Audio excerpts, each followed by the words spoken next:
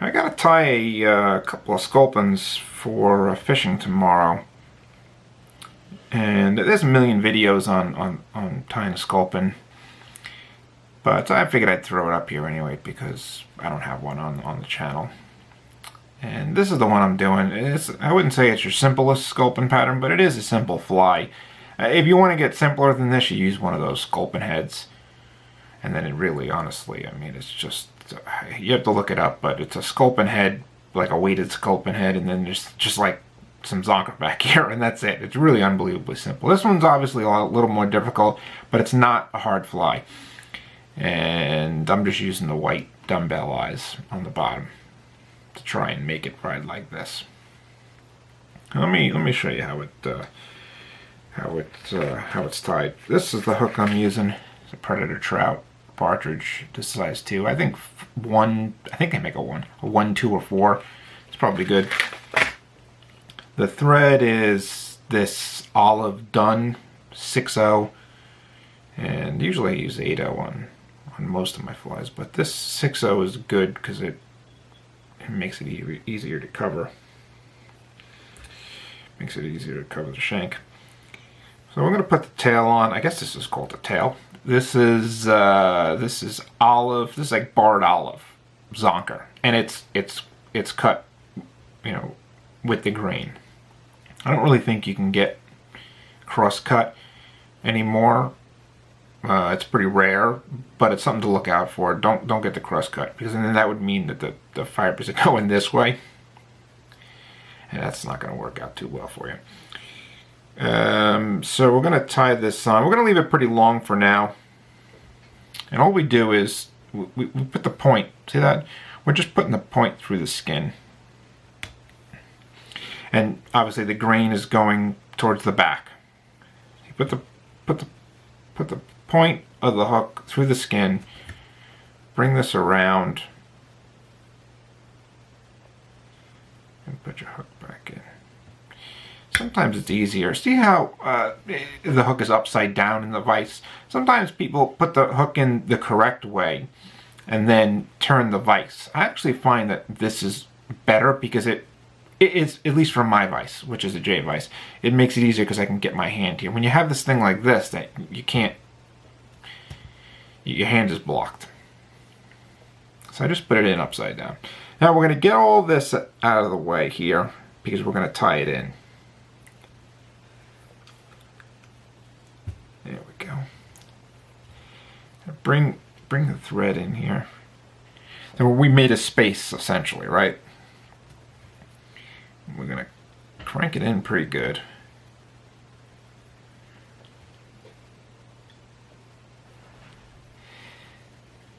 And then what I like to do is make sure it's straight and get some UV and try and keep this zonker from sliding down by putting a drop of UV right in there.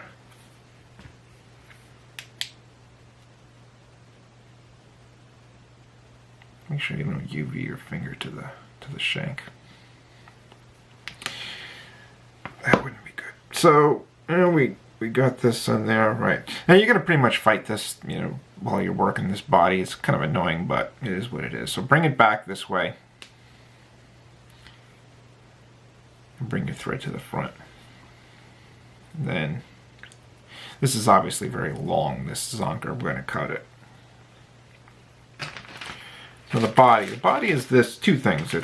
I was told that I need to make tan and olive. Here, my friend Zach said tan and olive. So this is gold polo chenille. It's the really long stuff. And this is an olive schlappan. And those are the two things I'm going to use for the body. I think I've done this in another video. This one's alright. Yeah, this one's okay.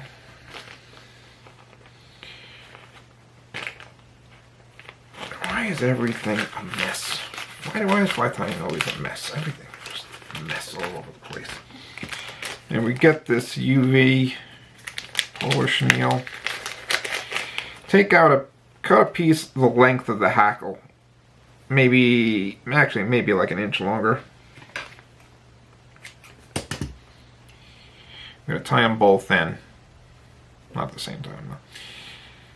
Tie this one as the tip, the Sculpin.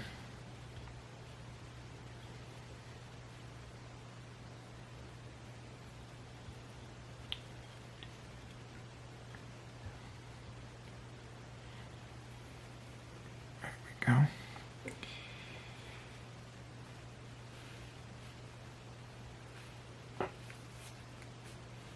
Okay. Tie this chenille in. Cut some of this. A lot of people like to just tear off this stuff. I find that it breaks the core sometimes, so I just cut it short, right on the tip.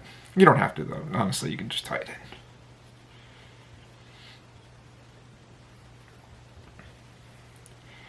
You can see it's just a constant battle with this zonker getting in the way.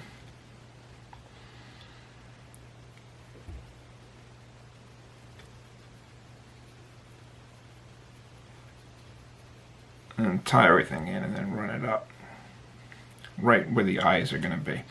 That's what you're going to do now. You're going to put the eyes in. These eyes are dumbbell eyes.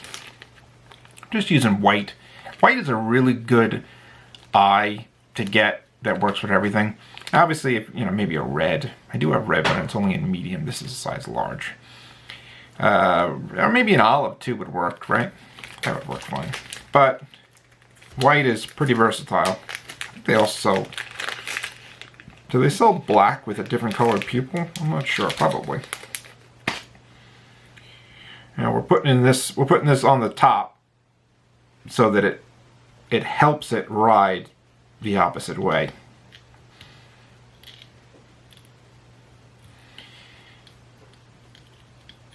There's no way to stop these things from twisting.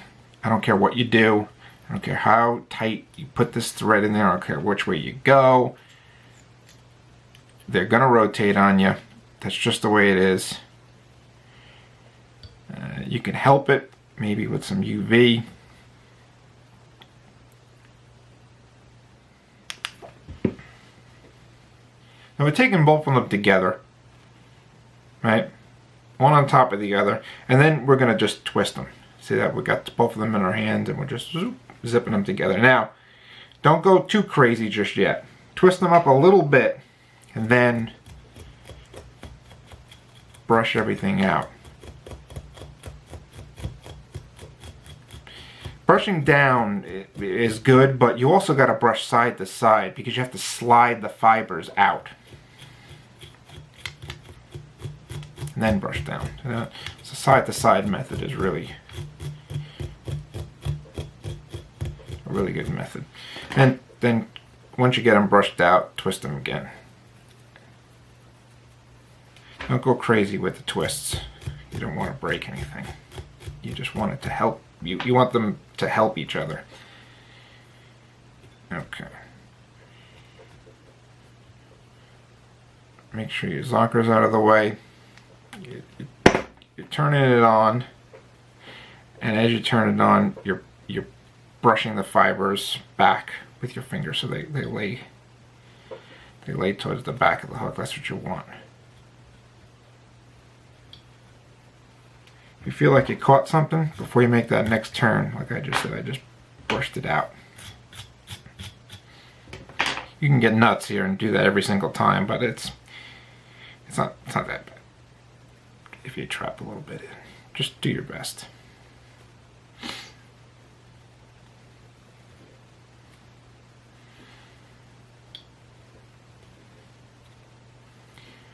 And I'm going to go all the way up.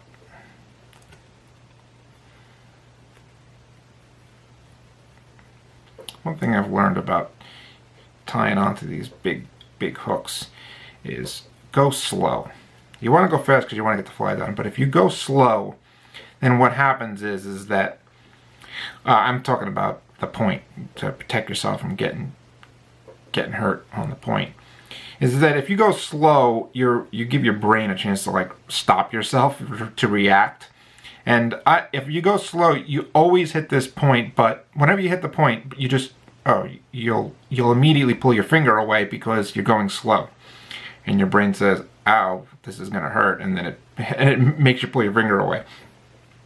If you go too fast, you have no time to react. If you ever watch somebody like Jason Taylor tie, you can just see how slow he brings his fingers this way.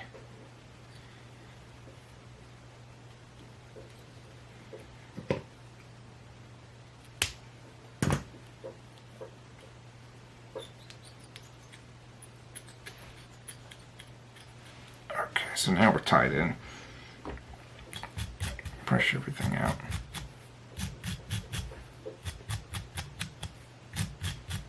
Basically, we're kind of just making a space here for the zonker. See, I just brushed it to the side. Now we bring the zonker up. Now I tied it in here. I made a space. This back part, I made a space in the zonker. I don't actually like to make a space in this spot. I like to bring a lot of it from up here because it creates a taper. The only problem is when you do that, it makes it a lot tougher to tie in. So what I do then is that I clip it in front of the eye, and then I tie forward, essentially tying it in two spots.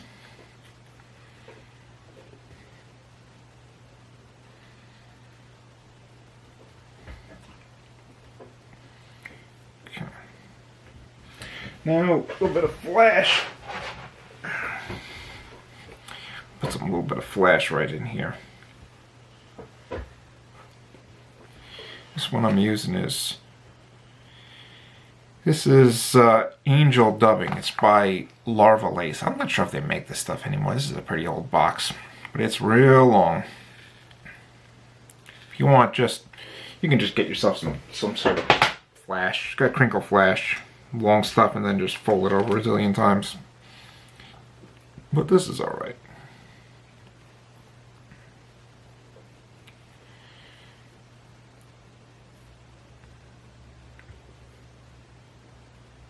So we'll put it on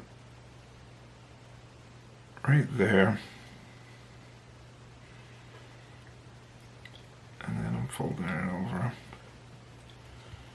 And then cut these loops out of it, and then just sort of tapering it.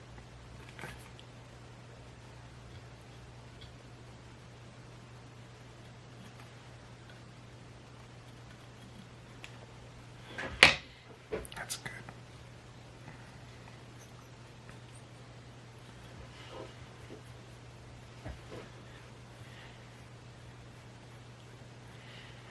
Hard to tell from that angle, but there's a good bit of flash here. When you see it from the front, you'll see there's a lot there. So now we're going to create these little fins there on the side, and that's speckled hen. See that? Pretty good size fins. Pretty good size. Short, but like wide, I think is good. If you want to get crazy, I think you could put some UV, run some UV through them. But I'm not going to do that.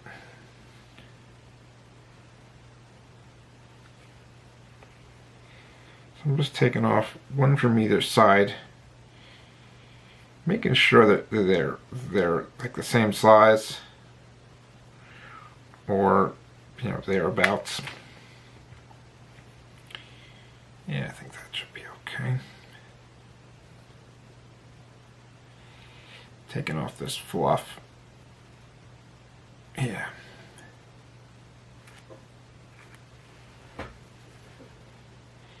And we're going to put one on either side, and we're putting the curve so it curves out. And we're also we're going to fold them over too, you'll see. We'll get them on here.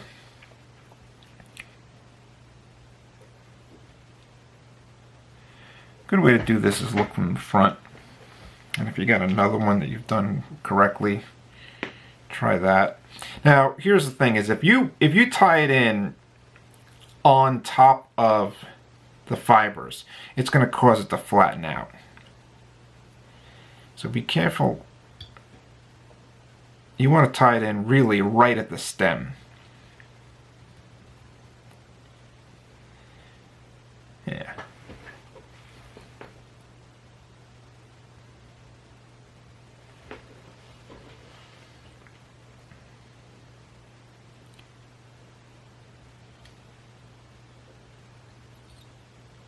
Obviously one either side. And bring your thread to the front. See that? So now I've got them tied in behind the dumbbells and in front. Then fold them over and bring the thread back. Seems like it's a little bit of overkill, but it's not, because these things can very easily pull out unless you fold them over. The stems is just so thin.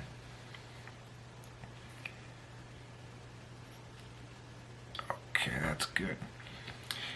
Now we're going to cover up this whole area here with this iced up olive. Somehow, I don't know how, but I guess when you have 100,000 packets of dubbing, you end up finding one that really, I mean, that matches perfectly. I don't know why. It's almost like it's made by the same people. It really could be, to be honest with you. And we're going to put this on pretty loose, because we're going to brush it out.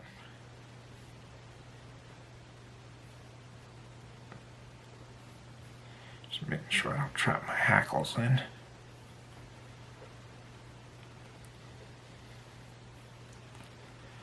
Yeah, pretty loose.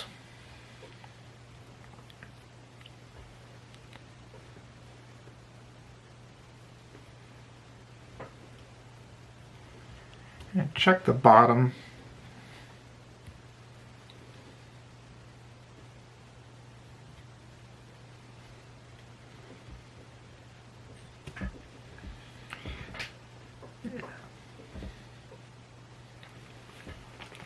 I think just a little bit more.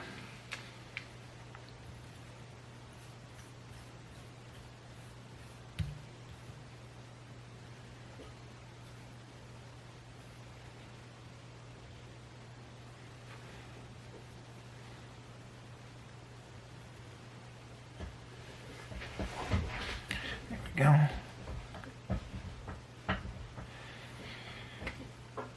And then don't brush it too much, because you'll just expose the area that you're trying to cover up. But you do want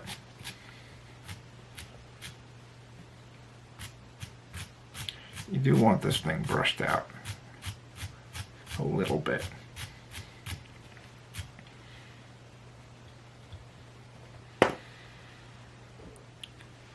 Okay, and we're just about done here. The head is this laser dub. This is olive laser dub,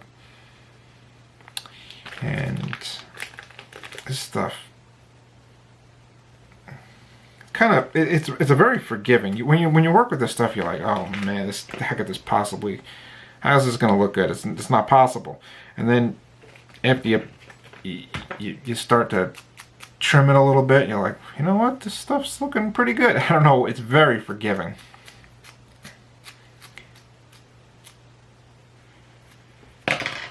It's very forgiving. Try and get yourself a piece that's about 2 inches long. I would say that's ideal. 2 inches long is good, because you're gonna have you're gonna fold it over essentially. So like that. So that you can have like one piece on one side, and then you're gonna fold it over like that.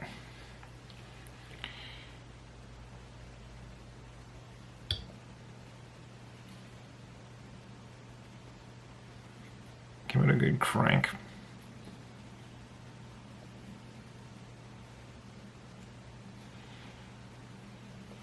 Then if you want, you can also put a very small piece. Don't go nuts.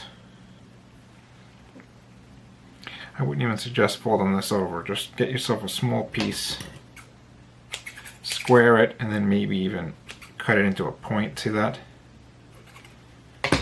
Just makes life a little bit easier for you. And then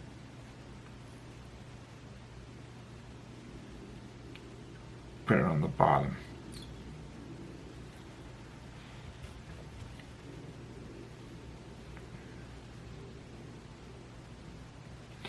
I wouldn't even fold it over.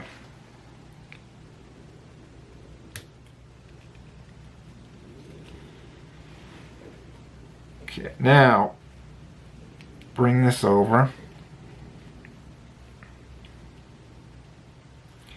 Bring your thread to the front, and then it's almost like you're doing a hollow tie where you're kind of making a thread dam. If you don't know what hollow tie is, maybe I'll do a streamer one time, a hollow streamer, but you can look them up. And from here, just keep your thread tight and go into the whip finish.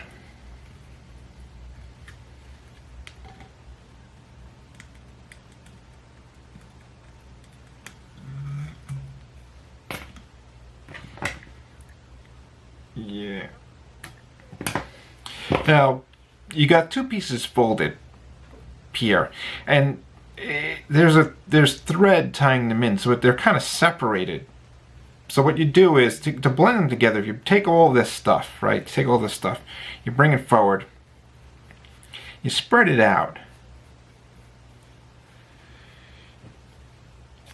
and you brush it up here in the front.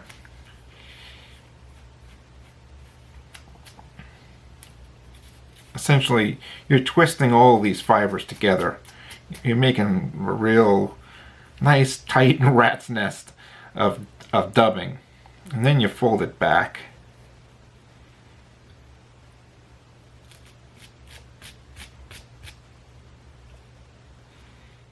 You're going to put a small dab, very small dab.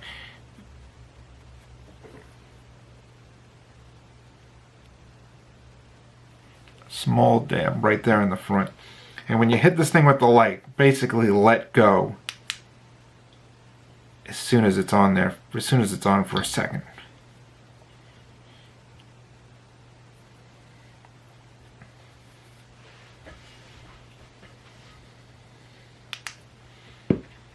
Yeah. And that's good for now. And then we're gonna super glue everything at the end, but we want to get this into a good spot. Now you get the curved scissors, and if you have it, you can just, and you're cutting a little bit of a taper. This laser dub's like deer hair. I mean, you could trim this forever. Now this bottom part, really, I mean, this is very small.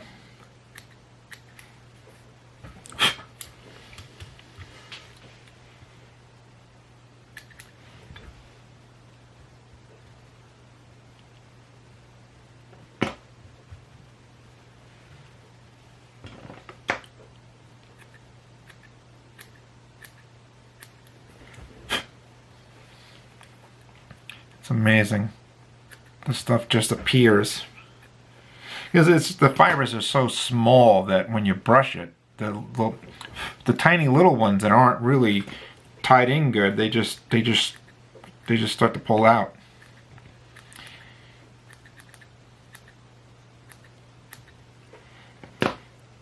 It's really an important reason why. It's a good reason to glue this head. So now we're just putting it on the thread a little bit.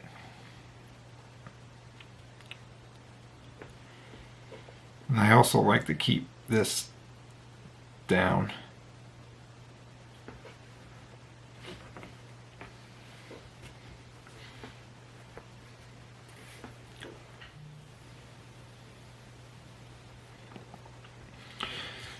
Alright, now we just got to cut this tail actually.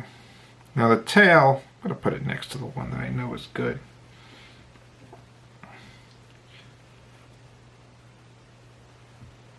Yeah, we don't have to take off much. Let me take off just a little bit.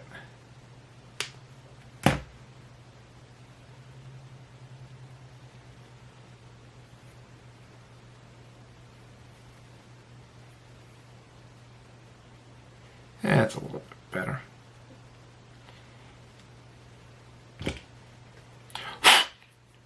Tell you, this your brush after this laser dub. Man.